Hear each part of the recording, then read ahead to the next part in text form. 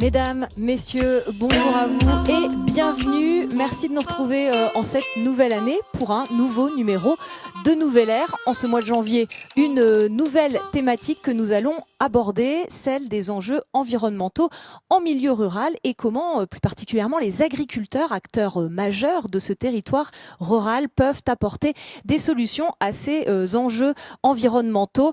Comme chaque mois, vous en avez pris l'habitude, des invités que je m'en vais rejoindre de ce pas pendant que vous regardez le sommaire en images de l'émission.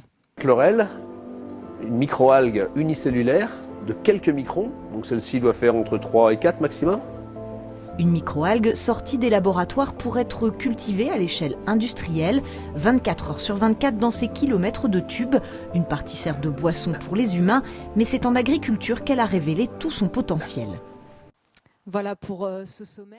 Je vous invite à regarder un premier reportage assez impressionnant, je dois dire, un projet entrepreneurial ambitieux qui est en train de voir le jour en Centre-Bretagne.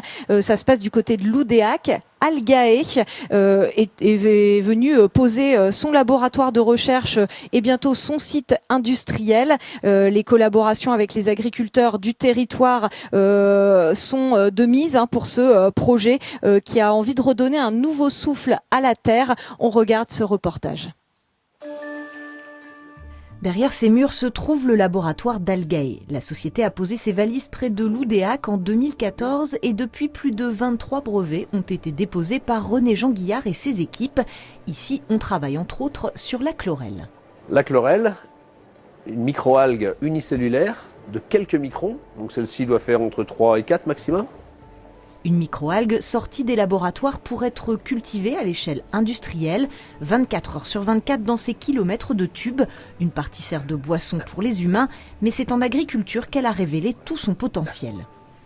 Nos clients sont essentiellement des éleveurs, poules pondeuses, poulets de chair, porcins également, dans l'activité porcine. Des clients qui sont à la recherche du super aliment pour potentialiser leur nutrition, leur nutrition industrielle. Les résultats sont au rendez-vous, notamment les baisses de produits végétaux. Et puis également en culture, également pour les traitements, le traitement des cultures. Là on est sur vraiment le remplaçant des produits phyto à l'avenir, une vraie alternative. Au laboratoire, des chercheurs et des ingénieurs étudient aussi les lombrics. Essenia foetida, je vous le présente. Dit le ver californien ou le ver rouge du fumier, comme vous voulez. Ce ver de terre est un maillon indispensable pour la biologie du sol. On développe donc dans ces grands bacs le lombricompostage.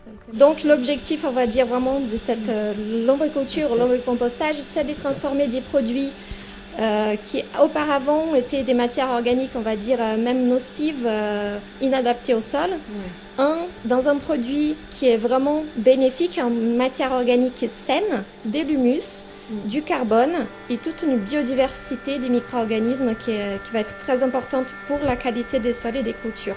Il est grand temps aujourd'hui d'étudier l'agrologie en fait. Être agrologique, c'est pas une vue de l'esprit, c'est quelque chose qui est indispensable, un retour indispensable pour l'agriculture de demain. Fils et petit-fils de maraîchers nantais, René-Jean Guillard a fait grincer quelques dents à son arrivée. Mais ses collaborations avec des technopoles et des acteurs des filières professionnelles agricoles ont prouvé l'efficience de ses produits et il croit dur comme fer à la boucle vertueuse de son modèle. L'économie circulaire, comme on l'entend chez Algae, si vous voulez, c'est d'utiliser des technologies déjà existantes, on ne fait qu'empiler des briques, mais qui permettent de revenir au point de départ, à savoir le territoire, l'agriculteur. Tout le défi d'Algae se joue aujourd'hui autour de son site industriel. Bienvenue à Plougna et le site de 32 hectares qui va donc faire en version démultipliée ce qu'on a vu tout à l'heure à Tréveil. Le premier des 3 méthaniseurs, point de départ du système, entrera en fonction au printemps et 20 agriculteurs ont déjà contractualisé pour le fournir en effluent. Et si la chlorelle est déjà produite ici, il faudra attendre la fin de l'été pour que la première partie du site soit opérationnelle.